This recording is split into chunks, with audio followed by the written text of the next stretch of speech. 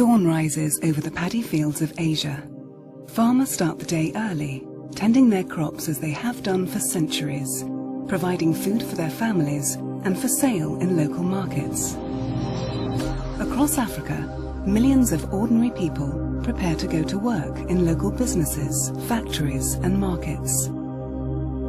In Latin America, children get ready for school, brushing teeth, washing faces.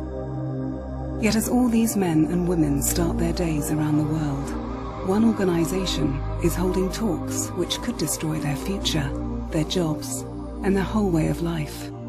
That organization is the World Trade Organization. In rural communities across Asia, millions of farmers have been forced to abandon their farms as a result of the free trade policies advocated by the WTO. Countries across Africa have seen their industries made bankrupt by the organization's favored free trade policies, with millions of jobs lost and millions of people thrown into long-term poverty.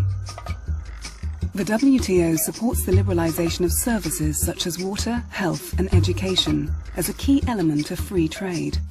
Yet when multinational water companies took control of public services in Latin America, prices rose so much that the poor could no longer even afford basic water to drink. And in Europe, the WTO has ruled against key public health and environmental policies, such as the ban on importing beef injected with growth hormones, even when the scientific evidence says these bans should stay in place. The World Trade Organization was born in 1995, at the end of the Uruguay round of international trade talks. Its purpose? To open up markets across the world in the name of free trade, and to decide the punishment of any country which does not abide by its rules. It boasts that it is a democratic organization, based on the principle of one member, one vote. Yet the WTO has never held a vote. Instead, it allows the world's most powerful trading blocs, especially the European Union and USA, to bully poor countries into submission behind closed doors. The weakest are threatened with losing aid, debt relief or trading opportunities if they don't sign up to world trade agreements. So whose interests does the WTO really serve? The organization makes no secret of the fact that it acts primarily in the interest of big business. Many of its key agreements were actually written by corporate lobbyists first and adopted by governments later. The WTO's agreement on agriculture was drafted by the former vice president of Cargill, the world's largest privately owned corporation. The TRIPS agreement on intellectual property rights was first drafted by pharmaceutical and computing companies before being handed over to governments to sign.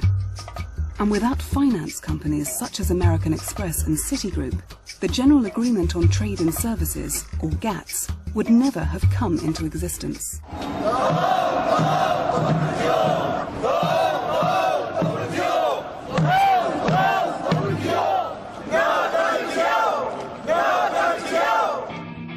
But there is a resistance. Across the world, millions of people have taken action against the WTO. Farmers have taken to the streets alongside migrant labourers, factory workers, trade unionists and environmental campaigners to demand an end to the current round of world trade talks. They have one message for the corporations and their government apologists. Our world is not for sale. And the global movement has won important victories. The WTO was defeated in its recent attempt to expand into new issue areas, which would have opened up even bigger markets to corporate plunder. In the face of popular resistance, the WTO's own conferences collapsed in Seattle in 1999 and in Cancun in 2003. Join the fight against the WTO and its damaging free trade agenda. Together, we can build a better world.